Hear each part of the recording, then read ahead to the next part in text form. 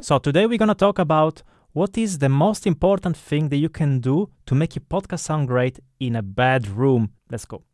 Now, ideally, in your studio, you want to add soft surfaces that can absorb sound like sofa, curtains, carpets, and ideally acoustic panels.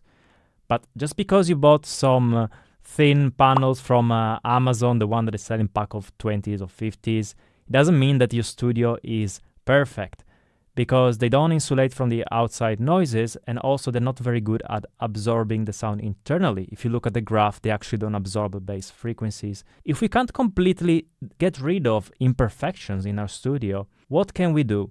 The key is signal to noise ratio. Now, the signal to noise ratio is the amount of noise that is in your recording compared to the amount of clean signal that is in your recording. And by clean signal, I mean the amount of signal that goes directly into the microphone, your voice going directly into it. Some of it goes directly into it, some hits the wall and comes back at a lower volume, but that is part of what we consider noise, okay? A good signal to noise ratio is one where you have a lot of clean voice and very little of the noise and reflections. Now, how can we make this happen? The easiest way is to speak close to the microphone. When I speak here, my voice is strong and there is a lot of clean signal.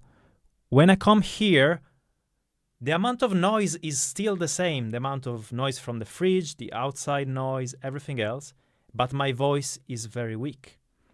So how does speaking close to the microphone actually lowers the amount of noise and reflection in the final product?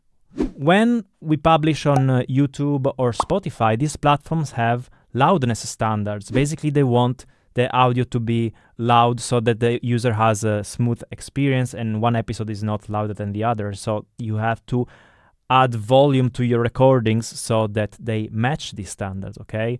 So what's going to happen is that if your signal to noise ratio is very poor, you have to add a lot of volume. And we cannot just cherry pick and add the volume only to the clean signal and leave the noise behind. The volume goes to everything, okay? So we're gonna add, and the amount of noise in the final product is gonna be very high, as you can see.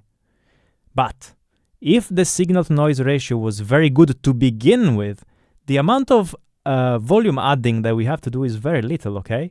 So we just add a tiny bit and we're there.